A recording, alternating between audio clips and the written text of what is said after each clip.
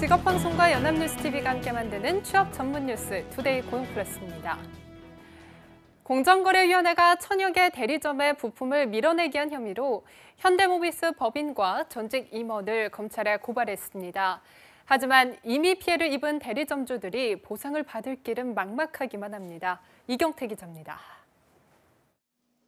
현대기아차의 부품 계열사 현대모비스는 2010년부터 2013년까지 자체 산정한 매출 목표보다 3에서 4%포인트 초과하는 매출 목표를 산정해 지역 본부에 떠넘겼습니다.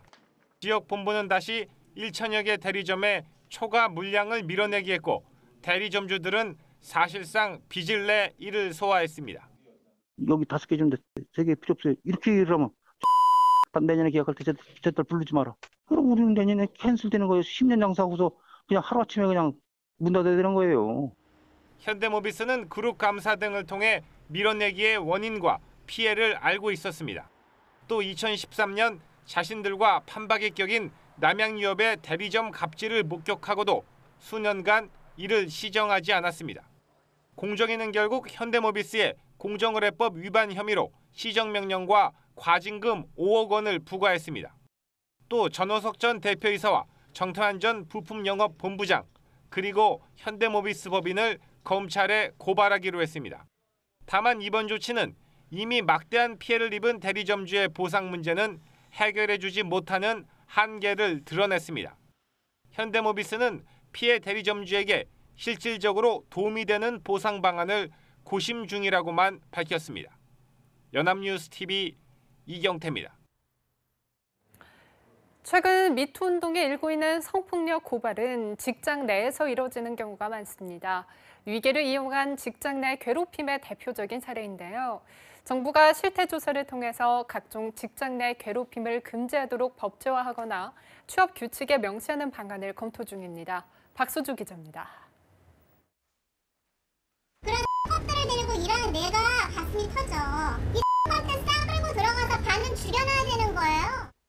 욕설을 퍼붓고 아예 그림자 취급을 하는가 하면 주변에 안 좋은 소문을 내거나 업무를 핑계로 사사건건 트집을 잡기도 합니다. 국가인권위원회에 따르면 직장 내 괴롭힘은 노동자의 신체적, 정신적 건강을 침해해 인간으로서의 존엄성을 훼손할 수 있는 일체의 행위를 말합니다. 지난해 직장 내 괴롭힘을 당한 적이 있다고 답한 직장인은 무려 10명 중 7명에 달했습니다. 고용노동부도 실태조사 결과를 다음 주쯤 공개하고 상반기 중 종합 대책을 내놓을 계획입니다. 직장 내 괴롭힘 금지 조항을 법제화하거나 취업 규칙에 명시하는 방안도 검토 중입니다. 현행법으로는 이를 막기에 한계가 있다는 판단 때문입니다. 실제 피해자 10명 중 6명은 아무런 대처를 하지 않았는데 별다른 조치를 기대하기 어렵거나 도리어 피해자가 불이익을 걱정해야 하는 상황 때문인 것으로 조사됐습니다. 폭언 이런 거는 지금 처벌 안 되고요. 따돌림 이런 것도 처벌 안 되고 그래서 사실 괴롭힘이라고 해서 열거되는 것들이 굉장히 많기는 하지만 상당수는 지금 법으로 규제하고 있지는 않아요. 프랑스는 직장 내 괴롭힘을 중대한 불법 행위로 규정해 민형사상 책임을 묻고 있고 캐나다도 노동법에 이를 명시하고 있습니다. 연합뉴스TV 박수주입니다. 네, 최저임금 인상 후 대학들이 청소 경비 노동자들을 줄이다가 큰 갈등을 빚었는데요. 이번에는 대학원생 교육 조교들이 비슷한 상황에 처했다는 주장이 나오고 있습니다. 강은나래 기자입니다. 지난달 말 성균관대는 대학원생 교육 조교 임용을 이달 말로 만료한다는 방침을 각 단과대에 전달했습니다. 행정 업무가 과도하다는 지적을 받아들여 앞으로 조교에게 연구와 수업 지도만 하게 하고 행정 업무는 별도 인력에게 맡긴다는 게 대학 측의 설명. 하지만 이 사실을 최근에서야 구두로 통보받은 조교 수십 명이 반발하고 나섰습니다. 통상 2년인 임용 기간을 갑자기 1년으로 줄인 건 인상된 최저임금 때문이란 겁니다. 전국 대학원생 노조는 지난해 말 조교의 노동권을 인정해줘야 한다는 노동부 지침과 맞물려 올해 최저임금이 인상됨에 따라 비용을 줄이기 위해 조교들을 해고하려는 것이라고 규탄했습니다. 행정교직원 역할까지 해왔지만 근로계약서도 없이 장학금 형태로 일부는 최저임금에도 못 미치는 임금을 지급받아왔다는 주장입니다. 하지만 학교 측은 장학생들인 만큼 임금, 해고라는 표현 자체가 맞지 않는다는 입장입니다. 장학금을 지금까지 받아왔다고 하더라도 조교분들이 실제로 어떤 노동을 했다는 거에 대한 경험적 자료들을 통해서 노동자성은 증빙이 되는 거거든요. 성균관대 측은 최저임금 인상과 관계없이 조교 제도를 개선하려는 것이라며 다만 일부 불이익이 생기지 않도록 별도의 재원을 통해 추가 장학금을 지급할 예정이라고 밝혔습니다. 정치권에선 대학 공시정보에 조교 근로계약서 등을 공개하도록 하는 조교 근로실태공개법이 발의됐지만 언제 국회를 통과할지는 미지수입니다. 연합뉴스TV 강은나래입니다. 보험사들이 지난해 7조 8천억 원의 순이익을 올렸습니다. 금융감독원은 지난해 생명, 손해보험사들의 순이익을 2016년보다 33% 늘어난 7조 8,300억 원으로 잠정 집계했습니다. 생보사 순이익이 63% 증가한 3조 9,500억 원, 손보사 순이익은 11% 증가한 3조 8,700억 원입니다. 생보사들은 주가와 금리 상승으로 준비금 적립 부담이 줄어든 데다 배당과 이자 수익이 늘어난 결과이며 손보사들 역시 금리 상승으로 투자 수익이 증가했고 자동차 보험 손해율이 낮아진 것도 순이익 증가에 한몫했다는 분석입니다. 네, 수출 의존도가 높은 우리 경제의 반도체와 디스플레이 산업은 효자 종목입니다. 요새 특히 그런데요. 하지만 중국의 추격이 만만치가 않습니다. 정부는 연구개발을 지원하고 업계는 설비 투자에 80조 원을 들여 역량을 대폭 키우기로 했습니다. 추격을 용납하지 않겠다는 건데요. 김보윤 기자의 보도입니다. 산업의 쌀 반도체 산업에서 강국 지위를 지키기 위해 정부와 업계가 손을 잡았습니다. 전략명은 갭5. 선진국과는 5년 격차를 극복하고 후발주자와는 5년 격차를 유지하겠다는 뜻입니다. 후발주자 중국은 우리를 매섭게 따라붙고 장비와 소재 같은 고부가가치 후방 산업은 미국과 일본이 주도하는 판을 바꿔놓겠다는 겁니다. 산업 경쟁력을 강화해야 합니다. 반도체와 디스플레이는 4차 산업혁명 시대의 기반으로서 앞으로 지금보다 더 중요한 역할을 수행하게 될 것입니다. 승부를 건 부분은 제품 성능의 극대화입니다. 반도체는 기존 전력의 1000분의 1만 쓰면서 성능은 1000배인 제품을 만들고 디스플레이는 20% 이상 휘어지는 차세대 플렉시블 패널을 개발할 예정입니다. 또 현재 3-4% 안팎 낀 시스템 반도체 시장 점유율은 2배 수준인 6%까지 끌어올리고 유기발광 다이오드 OLED 수출은 3배로 늘리겠다는 게 정부의 목표입니다. 실제 전략을 수행할 업계는 대규모 투자 계획을 내놨습니다. 삼성전자와 SK하이닉스는 설비 투자에만 50조 원 이상을 투자하고 삼성 디스플레이와 LG 디스플레이는 OLED 생산에 30조 원을 쏟아부을 계획입니다. 이를 통해 반도체와 디스플레이 산업의 경제 견인차 역할은 유지하면서 대규모 일자리를 창출할 계획입니다. 연합뉴스TV 김보윤입니다. 검찰이 채용비리 의혹이 제기된 KB 하나은행과 광주은행, 부산은행에 대해 일제히 압수수색에 나섰습니다. 은행들의 인사 관련 자료들을 확보한 검찰은 경영진의 부당한 개입이 있었는지를 수사할 방침입니다. 김준옥 기자입니다. 검찰의 은행권 채용비리 수사에 속도가 붙고 있습니다. 서울 서부지검은 하나은행 한명주 행장의 집무실과 인사부 등에 수사관과 디지털 포렌식 요원을 보내 압수수색을 벌였습니다. 검찰은 서버에서 인사 자료들을 확보하고 경영진의 채용 개입 여부를 조사했습니다. 하나은행은 사회이사 등 임원과 관련이 있는 지원자 명단인 VIP 리스트를 작성해 특혜를 준 의혹을 받고 있습니다. 또 서울대와 고려대, 연세대 등 특정 학교 출신자의 점수를 올리는 대신 타 대학 출신 지원자의 점수를 낮춘 것으로도 알려졌습니다. 광주지검도 광주은행 인사부를 압수수색했습니다. 금융감독원은 지난 2015년 당시 광주은행 부행장보가 딸의 채용 과정에 면접관으로 참여했다며 검찰에 수사를 의뢰했습니다. 부산지검도 전직 국회의원의 딸 등을 비정상적 방법으로 입사시킨 혐의를 받는 부산은행에 수사관들을 보내 컴퓨터 하드디스크 등을 확보했습니다. 시민단체들은 청년들의 꿈을 짓밟는 행위라며 은행권을 질타했습니다. 공고를 무시하고 채용 절차를 한다는 것은 우리 일반인이 생각할 때는 사실 사기입니다. 미국에서는 사기죄로 다뤄집니다. 채용의 공정성 보장에 관한 법률 등을 조속히 제정할 것을 촉구합니다. KB하나와 KB국민 등 수사 대상 은행들의 노조는 고위 경영진의 사퇴를 촉구하는 성명을 냈습니다. 연합뉴스TV 김준혁입니다. 대포 통장 수백 개를 불법 도박 사이트에 공급하고 38억 원의 부당이득을 취한 일당이 적발됐습니다. 이들은 개인 통장을 만들기 어려워지자 가짜 회사를 만들고 회사 명의의 통장을 판매했는데 이탈한 조직원에게는 폭력배를 동원해 보복 폭행을 가했습니다. 김종성 기자입니다.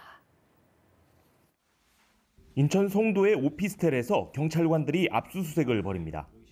통장과 은행 보안카드, 일회용 비밀번호 생성기가 끊임없이 발견됩니다. 모두 불법 도박 사이트 운영자에게 판매하기 위한 것들입니다. 서울지방경찰청 광역수사대는 대포통장 380여 개를 개설한 후 유통해 38억 원의 부당이득을 올린 조직원 38명을 전자금융거래법 위반 등의 혐의로 검거하고 총책을 비롯한 3명을 구속했습니다. 이들은 자본금 없이 유한회사를 설립할 수 있다는 점을 악용해 1인당 4-5개의 법인을 만들고 법인마다 6개에서 7개의 통장을 개설했습니다. 법인을 만든 명의자에게는 매달 30만 원에서 50만 원을 주고 불법 도박 사이트에는 150만 원에서 200만 원을 받고 통장을 넘겼습니다. 이들은 대포 통장 이용자의 비밀번호 분실 등 각종 발생 문제 등에 대해 AS를 해주는 등 고객 관리를 하기도 했습니다. 동네 또는 군대 선후배로 만난 조직원들은 4인 1조 합숙 생활을 하고 주기적으로 단합대회까지 했는데 이탈자는 추적해 무자비한 보복을 가했습니다. 5억 정도의 그 돈을 가지고 이제 나간 겁니다. 그래서 이제 그 총책이나 관리책이 그 주변 폭력배를 동원해서 그 친구 찾기, 페이스북 이런 데를 해서 그 명의자들이 도주한 장소를 찾아가지고 그 폭력을 행사하고 통장과 그 돈을 회수한 사실을 경찰은 대포 통장을 사용한 불법 도박 사이트에 대한 수사를 벌여나가는 한편 해당 사이트에서 사용된 새 대포 통장의 유통 경로를 추적할 방침입니다. 연합뉴스TV 김종상입니다. 퇴직금을 받지 못한다 앙심을 품고 빌라 관리소장에게 흉기를 휘두른 전직 경비원이 검거됐습니다. 서울 종로경찰서는 지난 6일 오전 10시쯤 자신이 일하던 평창동의 한 빌라 관리소장에게 흉기를 한 차례 휘둘러 살인 미수 혐의를 받는 66살 A씨에 대해서 구속영장을 신청했습니다. 지난달 말 동료 경비원을 폭행하고 기물을 파손해 해고된 A씨는 퇴직금과 한 달치 월급을 받지 못했다며 범행을 저지른 것으로 나타났습니다. 네, 설 명절이 일주일 앞으로 다가오면서 서서히 차례상 준비하실 텐데요. 올해 설 차례상 비용은 얼마나 들까요? 그리고 설 선물로는 뭐가 좋을지 정선미 기자가 알려드립니다. 설 명절이 코앞으로 다가왔습니다. 올해 차례상 비용은 작년보다 좀 더 들 것으로 예상됩니다. 7일 기준 설 차례상 비용은 전통시장 24만 9천 원, 대형 유통업체 35만 4천 원으로 작년보다 각각 0.5%, 4.2% 상승한 것으로 조사됐습니다. 올해 차례상 비용은 날씨가 큰 영향을 미친 것으로 보입니다. 최근 한파와 강설로 인해 출하량이 줄어든 배추가 21.8% 상승하였고요. 재배 물량이 감소한 쌀과 녹두 또한 올랐습니다.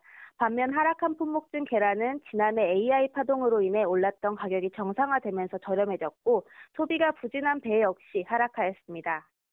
설 선물 세트 가격도 출렁이고 있습니다. 사과, 배 선물 세트 가격은 약 5만 원으로 전주보다 5%, 7%씩 내렸습니다. 한우갈비도 3kg 기준 25만 6천 원으로 7% 떨어졌습니다. 반면 작과 곶감은 각각 13%, 9% 상승했습니다. 청과의 경우에는 21.9%까지 신장세를 보이면서 김영란법 효과를 톡톡히 누리고 있는데요. 이외에도 축산 그리고 수산도 맞춤형 상품을 내놓으면서 고객분들의 반응이 좋은 것으로 나타났습니다. 특히 백화점과 마트 등에는 최근 정탁금지법 개정과 함께 가격 대비 품질이 좋은 선물을 찾는 사람들이 늘고 있습니다.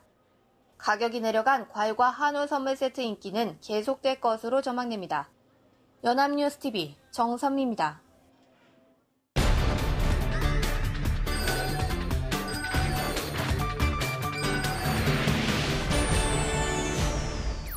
네, 숨겨져 있는 알짜 직업을 소개하는 히든잡 시간. 오늘도 투데이 고용플러스의 공식 취업 도우미 구보나 캐스터와 함께합니다. 안녕하세요. 안녕하세요. 히든잡 시간입니다.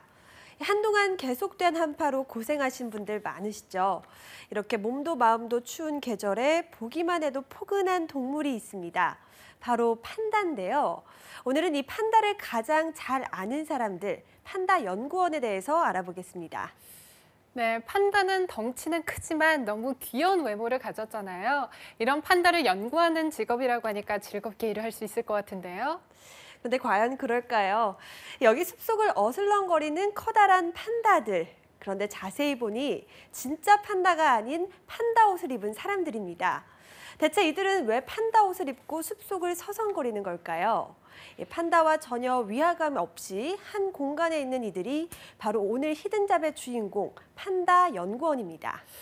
아, 저렇게 판다를 연구하기 위해서 판다 복장을 한 거였군요. 그런데 판다는 중국 정부에서 직접 관리를 할 정도로 희귀 동물인데 이 영상이 우리나라는 아니죠? 네, 그렇습니다. 이 판다는 1990년 제1급 보호동물로 지정된 이후 중국 밖으로 무단 반출을 금지하고 있습니다.